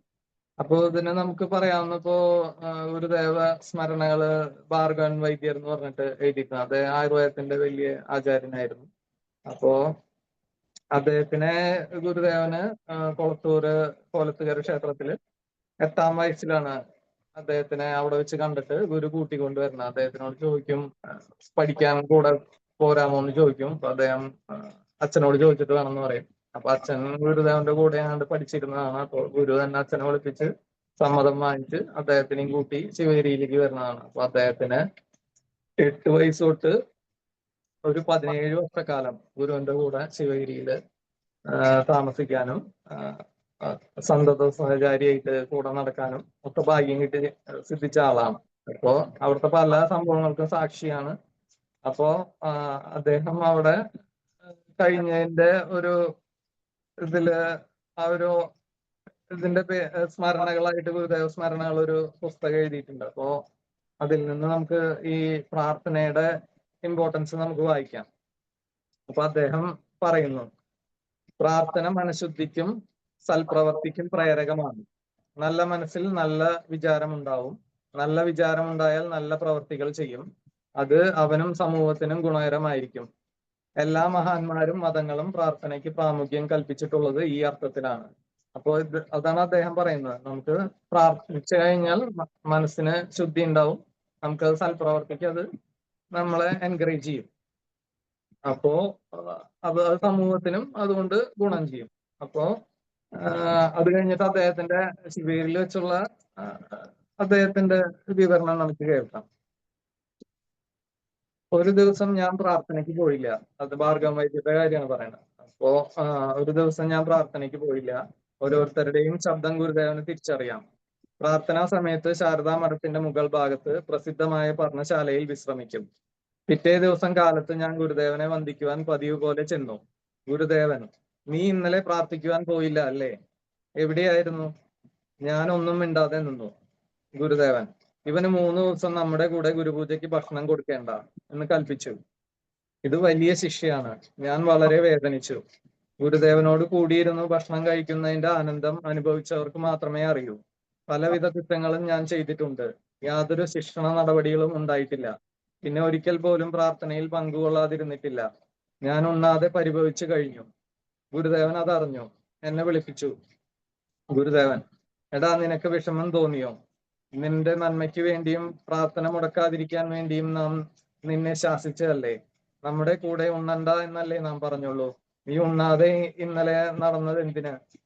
പോട്ടെ, സാരമില്ല, നീ വാ എന്ന് വാത്സല്യത്തോടെ എന്റെ മുതുകിൽ തലോടി. പർണശാലയുടെ അകത്ത് കയറി മുന്തിരിങ്ങ കൊണ്ടുവന്ന് എന്നോട് വാ തുറക്കുവാൻ കൽപ്പിച്ചു. വായ്ക്കകത്ത് തന്റെ തൃക്കൈകൾ കൊണ്ട് മുന്തിരിങ്ങ ഇട്ടു തന്ന് സാന്ത്വനപ്പെടുത്തി. ഒരു പിതാവിന്റെ വാത്സല്യാതിരേകത്തോടെ എന്റെ തലയിൽ തലോടിയിട്ട്, ഇന്ന് ഗുരുപൂജയ്ക്ക് നമുക്ക് ഒരുമിച്ച് ഭക്ഷണം കഴിക്കാം എന്ന് കൽപ്പിച്ചു. ഞാൻ സന്തോഷവാനായി. 3-ാം ദിവസം ശിക്ഷയിൽ നിന്നും 3 ദിവസത്തെ ശിക്ഷയിൽ നിന്നും 2 ദിവസത്തെ ഇളവും കിട്ടി. പ്രാർത്ഥനയ്ക്കുള്ള പ്രാമുഖ്യമാണ് ഇതിൽ നിന്ന് നാം കാണേണ്ടത്. പ്രാർത്ഥിക്കാതെ ഇന്നും ഞാൻ ഒരു പ്രവൃത്തിയിലും ഏർപ്പെടാറില്ല. വീട്ടിലെ പൂജാമുറിയിൽ പോയി ഗുരുദേവനെ വണങ്ങി പ്രാർത്ഥിച്ചിട്ടേ വെളിയിൽ പോകാറുള്ളൂ. എന്റെ മക്കളും ഇന്നും അങ്ങനെ തന്നെ. പ്രാർത്ഥന നിഷേധിക്കുന്ന ഒരു മതവുമില്ല, മഹാത്മാക്കളുമില്ല. എല്ലാ ഗൃഹങ്ങളിലും നിത്യവും പ്രാർത്ഥന നടത്തണം. നമ്മുടെ ശ്രേയസിനാണ് ഗുരുദേവൻ പ്രാർത്ഥിക്കണമെന്ന് ഉപദേശിച്ചിട്ടുള്ളത്. അപ്പൊ ഇതിൽ നിന്ന് തന്നെ നമുക്ക് പ്രാർത്ഥനയുടെ പ്രാമുഖ്യം വ്യക്തമായിട്ട് മനസ്സിലാക്കാൻ കഴിയും. അദ്ദേഹം അത്രയും ശിവേരിയിലെ ഏറ്റവും ഇമ്പോർട്ടന്റ് ആയിട്ടുള്ള ഒരു അവിടെ അലിഖിതമായ നിയമമാണ്. അപ്പോ അവിടെ സന്ധ്യ നേരങ്ങളിൽ പ്രാർത്ഥിക്കുക എന്നുള്ളത്. അപ്പോ അത് ഗുരുദേവനുള്ള കാലത്ത് അദ്ദേഹത്തിന്റെ സ്മരണകളാണ് ഇപ്പൊ നമ്മൾ കേട്ടത്. ഇനി നമുക്ക് ഇപ്പോ ഇതിനെ ലളിതമായി ഇപ്പോ വേറെ നൊച്ചു സ്വാമി പറയുന്നത് എന്താണെന്ന് വെച്ചിട്ടുണ്ടെങ്കിൽ, നമ്മളിപ്പോ കാലത്ത് പ്രാർത്ഥനയൊന്നുമില്ല, നേരെ പ്രവൃത്തിയിലേക്ക് കർമ്മത്തിലേക്ക് കിടക്കുകയാണ്. അപ്പൊ അത് ഏകദേശം നമ്മളിങ്ങനെ പൂജ്യം ഇടുന്ന പോലെയാണ്. ഇപ്പോ നമ്മൾ കുറെ പൂജ്യങ്ങൾ ഇട്ട് ഇപ്പൊ അവസാനം നമ്മൾ പ്രാർത്ഥിച്ച് കഴിയുമ്പോൾ 000 അവസാനം 1 ഇടും. അപ്പൊ അതിന് വിലയില്ല. പക്ഷെ നമ്മൾ ആദ്യം തന്നെ പ്രാർത്ഥിച്ചിട്ടുണ്ടെങ്കിൽ ആ 1 തുടക്കം വരും. അത് കഴിഞ്ഞിട്ട് പിന്നെയുള്ള കർമ്മങ്ങളൊക്കെ ചെയ്യുമ്പോൾ അതിന് അത്രയും മടങ്ങ് അതിന് ഗുണം ചെയ്യും. അപ്പൊ നമുക്ക് പ്രാർത്ഥിച്ച് ഇറങ്ങുമ്പോൾ, പ്രത്യേകിച്ച് ഇപ്പൊ നമ്മളെ കോലതീരസ്തവം അതിലത്തേക്ക് പ്രാർത്ഥന ഇപ്പൊ ആത്മാർത്ഥമായിട്ട് നമുക്ക് ചൊല്ലാന്നുണ്ടെങ്കിൽ, അപ്പോ ഇപ്പൊ ഈ ലോചനമാതീന്ദ്രിയം ഏതെങ്കിലും ഒന്നിങ് ആലോചന കൂടാത്ത പദത്തിങ്കൽ അണഞ്ഞാൽ ആലാക്കിലുടൻ സന്മതി തോന്നിക്കുക എനിക്കൻ കോലത്തുകര കോവിലിൽ വാഴും പരമേശം. അപ്പൊ എന്റെ ഈ കണ്ണ്, നാക്ക്, മൂക്ക് ഇതൊക്കെ തെറ്റി വേറെ വഴിയിലേക്ക് പോയി കഴിഞ്ഞാൽ അപ്പൊ തന്നെ എനിക്ക് നല്ല ബുദ്ധി തരണേ എന്നുള്ള പ്രാർത്ഥനയാണത്. അതുപോലെ തന്നെ കൈകാൽ മുതലാമനുടെ അംഗങ്ങളിലൊന്നും ചെയ്യാതൊരു സത്കർമ്മം ഒഴിഞ്ഞങ്ങ വിവേകാൽ വയ്യാത്തത് ചെയ്യാൻ തുനിയാതാക്കുക വേണം. കൈയും കാലും ഇതൊക്കെ കൊണ്ട് തെറ്റി കർമ്മങ്ങൾ ചെയ്ത് കഴിഞ്ഞാൽ വയ്യാത്തത് ചെയ്യാൻ നമ്മളെ കൊണ്ട് അത് ചെയ്യിക്കാതെ നോക്കണം. അപ്പൊ ഇങ്ങനെയുള്ള പ്രാർത്ഥന അപ്പൊ നമ്മൾ തുടക്കത്തിൽ അത് ചൊല്ലി നമ്മൾ ആ ദിവസം ഇറങ്ങി തിരിക്കുമ്പോൾ നമുക്ക് എന്താ പറയാ, നമ്മുടെ ആക്ഷൻസ് ഒക്കെ ഒരു പൂർണ്ണമാവാനുള്ള സാധ്യത കൂടുതലാണ്. ഇനി ഒരു വേള തന്നെ നമ്മളിത് ഫുള്ളായിട്ട് ഇപ്പോ നമ്മൾ സമർപ്പണം ചെയ്തിട്ടാണ്, ഗുരുവിൽ സമർപ്പിച്ചിട്ടാണ് നമ്മള് ഇറങ്ങിത്തിരിക്കുന്നുണ്ടെങ്കിൽ ആക്ഷൻസ് ഒക്കെ പിന്നെ ഗുരുവിന്റെ ഉത്തരവാദിത്തമാണ്. അത് ശരിക്കും പറഞ്ഞു കഴിഞ്ഞാൽ അതിന്റെ ഗുണമായാലും ദോഷമായാലും നമ്മളെ ബാധിക്കേണ്ടതില്ല. നമ്മൾ ഇൻസ്ട്രുമെന്റ് ആയിട്ടാണ് ശരിക്ക് നിൽക്കുന്നത്. അപ്പോ അത് നമ്മൾ ശ്രദ്ധിക്കണം. അപ്പോ പ്രാർത്ഥനയുടെ പ്രാധാന്യം അതിൽ നിന്ന് നമുക്ക് മനസ്സിലാക്കാം. ഗുരുവിന്റെ തന്നെ ഇപ്പൊ ഒരുപക്ഷെ നമുക്ക് ഇത് കൊണ്ട് അല്ല, നമ്മൾ ഇനി തോറ്റുപോയാൽ തന്നെ ഇപ്പൊ ധർമ്മപക്ഷത്ത് നിന്ന് ജയിക്കുന്നതിനേക്കാൾ നല്ലതാണ് ധർമ്മപക്ഷത്ത് നിന്ന് തോൽക്കുന്നതെന്ന് ഗുരുദേവൻ തന്നെ പറഞ്ഞിട്ടുണ്ട്. അപ്പൊ നമ്മൾ തോൽവിയും ജയമൊന്നും ഇതില് നോക്കേണ്ട കാര്യമില്ല. നമ്മൾ ചെയ്യാനുള്ളത് ചെയ്തു കഴിഞ്ഞാൽ പിന്നെ നമുക്ക് അതിനെ കുറിച്ച് വേറെ അല്ലാതെ പറഞ്ഞ കാര്യമില്ല. അതുപോലെ പ്രാർത്ഥന ഇല്ലെങ്കിൽ ഉപ്പില്ലാത്ത ആഹാരം കൊടുക്കണമെന്നും ഗുരുവിന്റെ വചനം തന്നെയാണ്. അപ്പോ ഇപ്പോ നമ്മൾ ഉപ്പിടാണ്ട് ആഹാരം കഴിക്കുന്ന ഒരു അവസ്ഥ ആലോചിച്ച് നോക്കി, അതിനൊന്നും ഒരു രുചി ഉണ്ടാവില്ല. അപ്പൊ അത്രയും എല്ലാത്തിനും രുചി കൊടുക്കുന്നത്, നമ്മുടെ എല്ലാ കർമ്മങ്ങൾക്കും അതിന്റെ പൂർണ്ണതയിൽ എത്തിക്കുന്നത് ഈ പ്രാർത്ഥനയാണ്. അപ്പൊ അത് നമ്മൾ ചെയ്യണില്ലെങ്കിൽ പിന്നെ അതൊക്കെ അപൂർണമായിട്ട് അവശേഷിക്കും. അപ്പോ ആ ഒരു ഇത് നമ്മൾ മനസ്സിൽ വെക്കണം. പിന്നെ ഈ പ്രാർത്ഥനയുടെ വിഷയത്തിൽ പിന്നെ പറയാനുള്ളത്, ഇപ്പൊ ഭഗവത്ഗീതയിൽ തന്നെ അർജുനൻ കൃഷ്ണനോട് പറയുന്നുണ്ട്. കൃഷ്ണൻ ഗീതോപദേശമൊക്കെ ചെയ്ത് കുറെ എത്തുമ്പോ അർജുനൻ പറയുന്നുണ്ട്, ഈ മനസ്സ് വായുവിനേക്കാൾ കൺട്രോൾ ചെയ്യാൻ ബുദ്ധിമുട്ടാണ്, അതിനെ നിയന്ത്രിക്കാൻ അത്ര ബുദ്ധിമുട്ടാണ്. അപ്പൊ മനസ്സിനെ നിയന്ത്രിക്കേണ്ട കാര്യമാണ് ഭഗവാൻ കൃഷ്ണൻ പറഞ്ഞുകൊണ്ടിരിക്കുന്നത്. അപ്പോ കൃഷ്ണൻ അതിന് റിപ്ലൈ കൊടുക്കുകയാണ്, അസംശയം മഹാബാഹോ മനോദുർനിഗ്രഹം ചലം അഭ്യാസേനത്തു കൗന്ദേയ വൈരാഗ്യേണ ച ഗൃഹ്യതേ. ഒരു സംശയവും വേണ്ട അർജുന, മനസ്സ് അതിനെ നിഗ്രഹിക്കാൻ വളരെ പാടാണ്, അതിങ്ങനെ ചലിച്ചുകൊണ്ടിരിക്കുന്നതാണ്.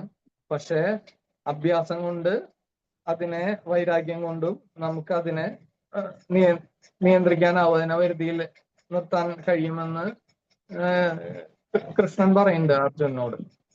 അപ്പൊ അത് നമ്മൾ നിത്യാഭ്യാസി ആനയെ എടുക്കും എന്ന് പറയുന്ന പോലെ തന്നെ ഇത് വളരെ ബുദ്ധിമുട്ടുള്ള ക്ലേശകരമായ കാര്യമാണെന്ന് ഭഗവാൻ തന്നെ സമ്മതിക്കുന്നുണ്ട്. പക്ഷെ എന്നിരുന്നാലും ഇത് ചെയ്യാൻ പറ്റണത് തന്നെയാണ്, അല്ലാണ്ട് പറ്റാത്തൊരു കാര്യമില്ല. നിത്യാഭ്യാസം കൊണ്ടും വൈരാഗ്യം കൊണ്ടും ഡിറ്റാച്ച്മെന്റ് കൊണ്ടും നമുക്ക് അതിൽ എത്തിച്ചേരാൻ പറ്റും. പിന്നെ അതാണ് മുഖ്യമായിട്ടും പ്രയത്നം. നമ്മൾ പിന്നെ സാധാരണ നമ്മള് ദൈവം എന്റേതാണെന്നുള്ളൊരു അപ്രോച്ചാണ് എടുക്കാറ്. ഇപ്പൊ നമ്മളെ ഓരോ ആഗ്രഹങ്ങൾ ചെന്ന് പറയുന്നു, ദൈവം എന്തോ അത് നമ്മുടെ എന്തോ ഇപ്പോ വഴിപാടിന്റെ ഇത് മേടിച്ചു അത് ആഗ്രഹം നടത്തി തരുന്ന ഒരു വ്യക്തിയായിട്ട് എന്തോ ഒരു കോൺട്രാക്ടർ പോലെയോ അല്ലെങ്കിൽ അങ്ങനത്തെ ഒരു രീതിയിലാണ് നമ്മള് ദൈവത്തിന്. എല്ലാ സ്വത്തുക്കളും ഭഗവാന്റെ തന്നെയായിരിക്കുമ്പോ നമ്മളെന്തെങ്കിലും അവിടെ നിവേദിച്ചുകൊണ്ടൊന്നും ഭഗവാന് നമുക്കൊന്നും ചെയ്തു തരേണ്ട ഒരു കാര്യമില്ല. അങ്ങനത്തെ ഒരു ഇതില് നമ്മള് അത് നമ്മുടെ ഒരു തെറ്റായ അപ്രോച്ചാണ്. നമ്മുടെ ഇഷ്ടങ്ങള് സാധിച്ചു തരേണ്ടത് ഭഗവാന്റെ കർത്തവ്യമാണ്. നമ്മൾ അതിനെന്തെങ്കിലും ഭഗവാന് കൊടുത്തു കഴിഞ്ഞാൽ അങ്ങനെ ഒരു ഇതിൽ ഒരിക്കലും നമ്മൾ കാണരുത്. അതിന് പകരം നമ്മള് ഭഗവാന്റെ ആണ് എന്നുള്ള ഒരു ഇതിൽ വേണം നമ്മൾ ജീവിക്കാനായിട്ട്. നമ്മളൊരു ഇൻസ്ട്രുമെന്റ് ആണ്, നമ്മൾ കംപ്ലീറ്റ് സറണ്ടർ ആണ്. ശരണാഗതി ചെയ്ത് ജീവിക്കുകയാണെങ്കിൽ പിന്നെ നമ്മളിപ്പോ പുറത്തുനിന്ന് നോക്കിയാലും നമ്മളിപ്പോ എന്തെങ്കിലും തെറ്റ് ചെയ്തു തോന്നിയാലും അതിന്റെ ആക്ഷൻസ് ഒന്നും അതിന്റെ ഫ്രൂട്ട്സ് ഒന്നും നമ്മളെ ബാധിക്കില്ല. അതിന്റെ ഗുണവും ദോഷമൊന്നും നമ്മളെ ബാധിക്കാൻ പോകുന്നത് കാരണം നമ്മൾ അണ്ടർ കംപ്ലീറ്റ് സറണ്ടർ ആണ് അത് ചെയ്തിട്ടുള്ളത്. അപ്പൊ അതങ്ങനെ സംഭവിക്കേണ്ട കാര്യമായിരുന്നിരിക്കും. അപ്പോ നമ്മളതിലൊരു ഈഗോ വെച്ചിട്ട് ചെയ്താൽ മാത്രമേ അത് നമ്മളെ ബാധിക്കേണ്ടതായിട്ടുള്ളൂ. നമ്മൾ കംപ്ലീറ്റ് സറണ്ടർ ആണെങ്കിൽ, അപ്പൊ ശരണാഗതി ഭാവത്തിലാണ് ചെയ്യുന്നതെങ്കിൽ നമുക്ക് ആ ഇൻസ്ട്രുമെന്റ് മാത്രമായിട്ട് നിൽക്കാൻ കഴിയും. അപ്പോ ഭഗവാന്റെ ഉന്നിഷ്ടം എന്നിഷ്ടം എന്ന് പറഞ്ഞ അവസ്ഥയിലായിരിക്കും. അല്ലാതെ നമുക്ക് വേറൊരു ഇഷ്ടമായിട്ട് നിൽക്കില്ല. ഒരു മരത്തിന് കുറെ ഇലകളുണ്ട്, അപ്പൊ ഇലകൾക്കൊക്കെ വേറെ വേറെ ഇച്ഛ ആയി കഴിഞ്ഞു കഴിഞ്ഞാൽ അത് മരത്തിന്റെ ഇച്ഛയോട് യോജിച്ച് നിൽക്കില്ല. അപ്പൊ അത് ഗുരുകുലത്തിലെ മുനിഗുരു പറയാറുള്ളതാണ്. അപ്പൊ അത് എപ്പോഴും നമ്മള് ഇൻ സിങ്ക് ആയിരിക്കണം. അപ്പോ നമ്മുടെ പരമാത്മാവിന്റെ ഇച്ഛയായിട്ട് ഇല്ലെങ്കിൽ നമ്മുടെ ഉള്ളിൽ സാക്ഷിയായിട്ട് നിൽക്കുന്ന ചൈതന്യത്തിന്റെ ഇച്ഛയായിട്ട് മാച്ച് ചെയ്ത് വേണം നമ്മൾ പോവാൻ. നമുക്കായിട്ട് സെപ്പറേറ്റ് ഒരു ഇച്ഛ വന്നു കഴിഞ്ഞു കഴിഞ്ഞാൽ ഇത് കോൺഫ്ലിക്റ്റ് ആവും, നമ്മുടെ ഇതുപോലത്തെ നടക്കൂല. പിന്നെ എന്തായാലും മറ്റേത് തന്നെയാണോ നടക്കുള്ളൂ, ഗോഡ്സ് വില്ല് തന്നെയാണ് സംഭവിക്കുക. വെറുതെ ആവശ്യമില്ലാതെ കോൺഫ്ലിക്റ്റ് വരും. നമ്മൾ ഭഗവാന്റെ ആണ് എന്നുള്ള ഒരു ഭാവത്തില് ജീവിക്കാൻ ശ്രമിക്കണം. അതുപോലെ തന്നെ രമണ മഹർഷിയുടെ ഇതില് ആ ഒരു എഴുന്നള്ളിപ്പ് പോലെ അവിടെ വരും അരുണാചലത്തില്. അപ്പോ മഹർഷി ഇങ്ങനെ അപ്പാക്കി പിള്ളൈ അടക്കം പറയുന്നു, അതായത് സറണ്ടർ ടു മൈ ഫാദർ എന്നുള്ളതാണ് അതിന്റെ അർത്ഥം. അപ്പൊ അവരൊക്കെ ആ ഒരു ഭാവത്തിലാണ് ജീവിച്ചത്. അത് നമ്മൾ അനുകരിക്കാൻ ശ്രമിക്കണം. പിന്നെ നമ്മള് ഈ ഒരു ടോപ്പിക്കും കൂടിയാണ് ഇനി എടുക്കാമെന്ന് വിചാരിച്ചത്. ഗുരുവിനെ ദൈവമായിട്ട് ആരാധിക്കാമോ എന്നുള്ളൊരു സംശയം പലർക്കും ഉണ്ട്. ഒരു ഗുരു മാത്രല്ലേ ഇപ്പോ ഒരു ദൈവമായിട്ട് നമുക്ക് കാണാൻ പാടുള്ളൂ. ഇപ്പോ വിഷ്ണു, ശിവൻ അവരൊക്കെ ദൈവങ്ങളാണ്. ഒരു ഗുരു മാത്രമാണ്, അല്ലാതെ ദൈവമായിട്ട് കാണാൻ പാടില്ല എന്നുള്ള അഭിപ്രായം കുറെ പേർക്കുണ്ട്. പക്ഷെ നമ്മളിതിന്റെ അർത്ഥം എടുക്കുകയാണെങ്കിൽ ദൈവവും ഗുരുവിനും ഒരേ അർത്ഥമാണ്. ഗുരു എന്ന് പറഞ്ഞാൽ ഗു അന്ധകാരം, ഗു നീക്കുന്നതാണ്. അപ്പൊ അന്ധകാരത്തെ നീക്കുന്ന അപ്പൊ പ്രകാശ സ്വരൂപൻ എന്നാണ് അർത്ഥം. ദൈവം എന്നുള്ളതും ദിവ്യ ശബ്ദം, അപ്പൊ അത് ദൈവം തന്നെ, ദൈവത്തിന്റെ ഇതിന് പ്രകാശ സ്വരൂപൻ തന്നെയാണ് അർത്ഥം വരുന്നത്. അപ്പോ അർത്ഥം കൊണ്ട് എന്തായാലും രണ്ടിനും ഒരേ മീനിങ് തന്നെയാണ് വരുന്നത്. അത് നമുക്ക് അതിൽ നിന്ന് മനസ്സിലാവും വാക്യാർത്ഥം നോക്കി. ഇനി ഉപനിഷത്തില് ഒരു പ്രധാന മന്ത്രമാണ് ബ്രഹ്മവിത് ബ്രഹ്മൈവ ഭവതി. അതായത് ബ്രഹ്മത്തെ അറിഞ്ഞവൻ ബ്രഹ്മം തന്നെയാണ്, അതായത് ഈശ്വരനെ അറിഞ്ഞവൻ ഈശ്വരൻ തന്നെയാണ്, അല്ലാതെ അവര് തമ്മിൽ പിന്നെ വ്യത്യാസമില്ല. അപ്പോ ആ ഉപനിഷത്തിന്റെ വാക്യം പ്രമാണിച്ച് ശ്രീനാരായണ ഗുരുദേവൻ മാത്രമല്ല, ഇപ്പോ രമണ മഹർഷി ആയാലും ഇല്ലെങ്കിൽ ശങ്കരാചാര്യായാലും ബുദ്ധനായാലും, അപ്പോ ആരെ വേണമെങ്കിലും ഇവരൊക്കെ ഗുരുക്കന്മാരാ ആയിട്ടാണ് നമ്മൾ കണക്കാക്കാറ്. ഇവരൊക്കെ ദൈവവുമാണ്. നമ്മളെങ്ങനെ കാണുന്നു എന്നനുസരിച്ച് ഇരിക്കും. നമുക്ക് എങ്ങനെ വേണമെങ്കിലും ഇവരെ കാണാം. പക്ഷെ ശരിക്ക് കാണേണ്ടത് ദൈവ സമാനമായിട്ടാണ്, ദൈവത്തിന്റെ പ്രതിപുരുഷനായിട്ടാണ് ഇവരെ കാണേണ്ടത്. പക്ഷെ നമ്മളിപ്പോ ഒരു എക്സാമ്പിൾ ഇലക്ട്രിസിറ്റി ഇതിങ്ങനെ പല ഇതായിട്ട് ഇങ്ങനെ തിരിഞ്ഞു നിൽക്കുകയാണ്. ഒന്ന് കാറ്റായിട്ട് ഇപ്പോ ഫാനിൽ കൂടെ വരും, ഇടയ്ക്ക് ലൈറ്റ് ആയിട്ട് വരും, മോട്ടറായിട്ട് വർക്ക് ചെയ്യും, വാഷിംഗ് മെഷീൻ പോലെ അങ്ങനെ തിരിയണേ തിരിയും, ഫ്രിഡ്ജിൽ കൂളിംഗ് ആയിട്ട് വരും, AC ഇതൊക്കെ അങ്ങനെ. അപ്പൊ ഇതെങ്ങനെ വേണമെങ്കിലും നമുക്ക് കാണാം. ഗുരുവിനെ ബഹിർമുഖനാണ്. അപ്പോ ഗുരുവിനെ ഏത് രീതിയിൽ നോക്കിയാലും അപ്പൊ അതിനനുസരിച്ചുള്ള ഉപദേശവും അനുഗ്രഹമായിരിക്കും കിട്ടുക. അപ്പൊ കവി എന്ന് പറഞ്ഞു കഴിഞ്ഞാൽ ഇതിലും വലിയ കവി വേറെ ഇല്ല. അപ്പൊ ഗുരുവിന്റെ കൃതികൾ നോക്കി കഴിഞ്ഞാൽ അത് മനസ്സിലാവും. ഇനി ഒരു വൈദ്യൻ എന്നുള്ള നിലയ്ക്ക് നോക്കി കഴിഞ്ഞാൽ ഇത്രയേറെ ആർക്കും മാറ്റാൻ പറ്റാത്ത അസുഖങ്ങളും മാറ്റിയിട്ടുള്ള ഗുരുവാണ്. അപ്പോ അതുകൊണ്ട് തന്നെ വൈദ്യൻ എന്നുള്ളതിലെ ഏറ്റവും വൈദ്യന്മാരുടെ സംശയങ്ങൾ വരെ അഷ്ടാംഗഹൃദയൊക്കെ മനപ്പാടായിരുന്നു, പ്രതിഷ്ഠായിരുന്നു. അപ്പോ അങ്ങനെ നോക്കിയാലും അതിലുള്ള ചികിത്സ മാത്രമല്ല ഗുരു ചെയ്യുക, ഗുരുവിന്റെ മുഹൂർത്ത ചികിത്സകൾ വേറെ ഉണ്ട്. അപ്പോ അങ്ങനെ നോക്കിയാലും അങ്ങനെ. ഇനിയിപ്പോ വേറെ എന്തെങ്കിലും ഇപ്പോ തച്ചുശാസ്ത്രം നോക്കി അതിനെ കുറിച്ച് ഗുരുവിന് കുറെ അറിയാം. ഏത് രീതിയിലുള്ള വലിയ സാമൂഹ്യ പ്രവർത്തനമാണ്. അപ്പോ അതിനെക്കുറിച്ച് ഗുരുവിനോട് ഇത് ചോദിക്കാൻ, നിർദ്ദേശങ്ങൾ ചോദിക്കാൻ ആളുകൾ വരാറുണ്ട്. അപ്പൊ ഇപ്പൊ ഇലക്ട്രിസിറ്റിയുടെ ഉദാഹരണം പറഞ്ഞ പോലെ നമ്മളെങ്ങനെ കാണുന്നു ആ ഒരു റിസൾട്ടാണ് നമുക്ക് കിട്ടുക. ശരിക്ക് ദൈവമാണ്, അതാണ് ഏറ്റവും ഹയസ്റ്റ് സ്റ്റാറ്റസ് ആണ് നമ്മൾ കൊടുക്കേണ്ടത്. പക്ഷെ ഗുരു വലിയ കവിയാണെന്നൊക്കെ ഒരാൾ പറഞ്ഞത് ഇപ്പൊ തെറ്റാണെന്ന് നമുക്ക് പറയാൻ പറ്റില്ല. പക്ഷെ നമ്മൾ കാണേണ്ടത് അങ്ങനെയാണോ എന്ന് ചോദിച്ചു കഴിഞ്ഞാൽ അതുകൊണ്ട് പൂർണ്ണമാവും ഗുരുവിന്റെ ഗുരുവിന്റെ ഏതെങ്കിലും സിദ്ധികൾ കണ്ടിട്ട് അതാണ് ഗുരുവിന് കടലിനെ നിയന്ത്രിക്കാൻ കഴിയും, അല്ലെങ്കിൽ അങ്ങനെ പറഞ്ഞാൽ അത് പൂർണ്ണാവില്ല. ഗുരുവിന്റെ നിജസ്ഥിതി മുഴുവൻ വെളിവായി കിട്ടില്ല. അപ്പൊ ഈ ആനയിൽ അന്തരനെ പോലെ പറഞ്ഞ പോലെ പല സൈഡിൽ നിന്ന് നോക്കി ആനേനെ തൂണാണ്, മൊറാണ്, ചൂലാണെന്നൊക്കെ പറയണ പോലെ ആയി പോവും. അത് ആനേനെ മൊത്തത്തില് പറയാതെ, ആനയാണെന്ന് പറയാതെ ചൂലാണെന്ന് പറയലും അത് സത്യമല്ലല്ലോ. അതുപോലെ തന്നെയുള്ളൊരു വ്യത്യാസം അതിൽ വരും. അതുപോലെ ഇനി നമുക്ക് ഗുരു തന്നെ എഴുതണ ഗുരുവിന്റെ അനുഭവങ്ങളൊക്കെ ഗുരു കൃതികളായിട്ട് എഴുതിയിട്ടുണ്ട്. ഗുരുവിനെ കുറിച്ച് അറിയണമെങ്കിൽ നമുക്ക് ഗുരുവിന്റെ കൃതികൾ പഠിക്കണം, ജീവചരിത്രം പഠിക്കണം. ഇത് മാത്രമേ മാർഗുള്ളൂ. അതിപ്പോ ഗുരുദേവന്റെ അല്ല, ആരെ കുറിച്ച് പഠിക്കണമെങ്കിൽ ഇത് തന്നെ ചെയ്യണം. അപ്പൊ ഗുരു എന്താണ് പറഞ്ഞിട്ടുള്ളത് നോക്കാം. ആത്മവിലാസം കൃതിയില് ഗുരുദേവൻ തന്നെ എഴുതിയിട്ടുണ്ട്, നാം ദൈവത്തിന്റെ പ്രതിപുരുഷനാകുന്നു. പിന്നെ ഒരു ഭാഗത്ത് എഴുതിയിട്ടുള്ളതാണ്, നാം ഇതുവരെയും ബഹിർമുഖനായിരുന്നു, ഇനി അന്തർമുഖത്തോടു കൂടിയവനായി തീരുന്നു. ഇവിടം എത്രയോ ദിവ്യമായിരിക്കുന്നു. നാം ഇതുവരെ നിന്നിരുന്നത് ഒരു ദിവ്യമായിരിക്കുന്ന കണ്ണാടിയിലാകുന്നു. ഇത് തന്നെയാണ് നമ്മുടെ ദൈവം. ഇതിനെ നാം ഇതിനു മുൻപിൽ കണ്ടിരുന്നില്ല. ഇപ്പോൾ നമുക്കിവിടം യാതൊരു മറവും കാണുന്നില്ല. നാമും ദൈവവും ഒന്നായിരിക്കുന്നു. ഇനി നമുക്ക് വ്യവഹരിക്കുന്നതിന് പാടില്ല. ഇതാ നാം ദൈവത്തിനോട് ഒന്നായി പോകുന്നു. ഇത് ഗുരുദേവന്റെ തന്നെ സ്റ്റേറ്റ്മെന്റ് ആണ്. അപ്പൊ അവിടെ ഗുരുവും ദൈവം ഒന്നായി പോവാണ്. അപ്പൊ പിന്നെ ഗുരുവിന്റെ വചനം തന്നെ അങ്ങനെയുണ്ട്. അപ്പൊ ഇത്രയും കാര്യങ്ങളുണ്ട് നമുക്ക് ഗുരു ദൈവമാണെന്നുള്ളതിന് തന്നെ നമുക്ക് പറയാനായിട്ട്. ഇനി ഗുരുവിന്റെ ചെറുപ്പത്തില് ഒരു ഈ ദേവന് വെച്ചിരുന്ന പ്രസാദം എടുത്ത് കഴിക്കുന്നുണ്ട്. അപ്പോ അമ്മ നിവേദിക്കാൻ വെച്ചിരുന്ന ഇത് എടുത്ത് ഭക്ഷിക്കും. അപ്പൊ അമ്മ കണ്ട് ചോദിക്കും, എന്തിനാ അത് എടുത്ത് കഴിച്ചത്? അപ്പൊ ഗുരു പറയുന്നത്, ഞാൻ പ്രസാദിച്ചാൽ ദൈവം പ്രസാദിക്കും. അപ്പൊ ദൈവവും ഗുരുവും സമാനായിട്ടാണ്. ചെറുപ്പത്തിലേ തൊട്ട് തന്നെ ഗുരുവിന് ശരിക്കും അതുണ്ട് ഉള്ളില്. എന്നാലും ഇത് അതിന്റെ ഒരു പൂർണ്ണതയിലേക്ക് എത്തുന്നത് മരുത്വാമലയിലത്തെ ഇതൊക്കെ തപസ്സിനൊക്കെ ശേഷമാണ്. ഇനി വേറൊരു ഇൻസ്റ്റൻസ് നോക്കാം നമുക്ക്. തലശ്ശേരി ജഗന്നാഥ ക്ഷേത്രം ഉണ്ട്. അവിടെ ഗുരുദേവൻ തന്നെ സശരീരനായിരിക്കും. ഗുരുദേവനുള്ള കാലത്ത് തന്നെ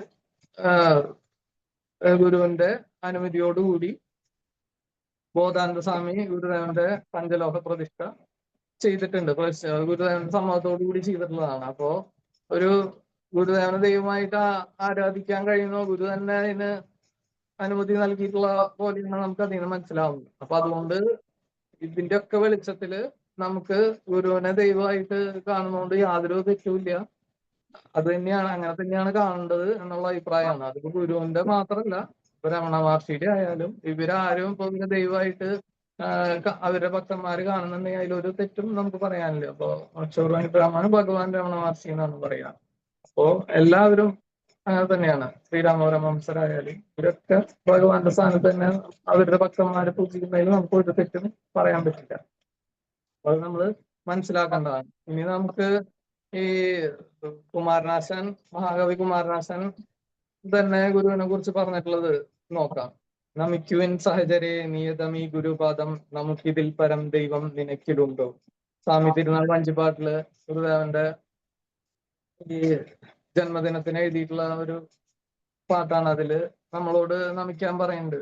എന്നും ഗുരുപാദം, നമുക്കിതിൽ പരം ദൈവം, ഇതിനേക്കാൾ പരം ദൈവം നമുക്കിനി കിട്ടാനുണ്ടോ എന്നുള്ളതാണ് അവിടെ ചോദിക്കുന്നത്. ഇനിയിപ്പോ ടാഗോർ ഗുരുദേവനെ സന്ദർശിച്ചത് എന്ത് പറഞ്ഞു എന്ന് നമുക്ക് നോക്കാം.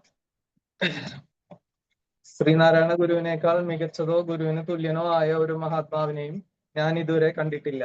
ചക്രവാള സീമയ്ക്ക് അപ്പുറത്തേക്ക് നീണ്ടിരിക്കുന്ന ആ യോഗ നയനങ്ങളും ഈശ്വര ചൈതന്യം നിറഞ്ഞ സ്വയം പ്രകാശമാനമായ ദ്വിതിയാൽ പ്രശോഭിക്കുന്ന തിരുമുഖവും ഞാൻ ഒരു കാലത്തും മറക്കുകയില്ല. ഇതാണ് രവീന്ദ്രനാഥ ടാഗോർ ഗുരുദേവനെ സന്ദർശിച്ചതിന് ശേഷം അവിടുത്തെ ഇതിൽ കുറിച്ചിട്ടത്. ഇപ്പൊ CF ആൻഡ്രൂസ് അദ്ദേഹം ഗുരുദേവനെ കുറിച്ച് എന്താ പറഞ്ഞാൽ നോക്കാം. ഞാൻ ദൈവത്തെ മനുഷ്യരൂപത്തിൽ കണ്ടു. ആ ചൈതന്യമൂർത്തി ഇന്ത്യയുടെ തെക്കേ അറ്റത്ത് വിജയിച്ചരുളുന്ന ശ്രീനാരായണ ഗുരു അല്ലാതെ മറ്റാരുമല്ല. ഇതാണ് അദ്ദേഹത്തിന് പറയാനുള്ളത്. ഇനി ഗാന്ധിജി തിരുവനന്തപുരത്ത് ഗുരുവിനെ സന്ദർശിച്ചതിന് ശേഷം തിരുവനന്തപുരത്ത് പ്രസംഗത്തില് ഗുരുവിനെ കുറിച്ച് പരാമർശിച്ചത് മഹാത്മാവായ ശ്രീനാരായണ ഗുരുവിനെയും അദ്ദേഹത്തിന്റെ ആശ്രമവും സന്ദർശിക്കാനിടയായത് ജീവിതത്തിലെ ഭാഗ്യമായി കരുതുന്നു. അപ്പൊ അദ്ദേഹം ഇങ്ങനെയാണ് ഗുരുവിനെ കുറിച്ച് പരാമർശിച്ചത്. അപ്പൊ ഇതിൽ നിന്ന് നമുക്ക് ഏകദേശം ഒരു രൂപം കിട്ടിയെന്ന് ഞാൻ പ്രതീക്ഷിക്കുന്നു. ഗുരുവിനെ എന്തുകൊണ്ടും ഗുരു പ്രത്യക്ഷ ദൈവമാണ്, പ്രത്യക്ഷ ദൈവത. അപ്പോ അതുപോലെ കണക്കാക്കേണ്ടതാണ്. അതുപോലെ പ്രാർത്ഥനയുടെ പ്രാമുഖ്യവും ഏറെക്കുറെ മനസ്സിലായി എന്ന് ഞാൻ പ്രതീക്ഷിക്കുന്നു. സമയം ഏറെയായി, നമുക്ക് ഇവിടെ വെച്ച് കൺക്ലൂഡ് ചെയ്യാം. എന്റെ ഈ എളിയ വാക്കുകൾ ഗുരുവിന്റെ പാദത്തിൽ സമർപ്പിക്കുന്നു. ഓം പൂർണ്ണമത പൂർണ്ണമിതം പൂർണ്ണാത് പൂർണ്ണമുദച്യതേ പൂർണ്ണസ്യ പൂർണ്ണമാദായ പൂർണ്ണമേവ അവശിഷ്യതേ. ഓം ശാന്തി ശാന്തി ശാന്തി. ഓം തത്സത്. ശ്രീനാരായണ ഗുരു അർപ്പണമസ്തു. താങ്ക്സ്.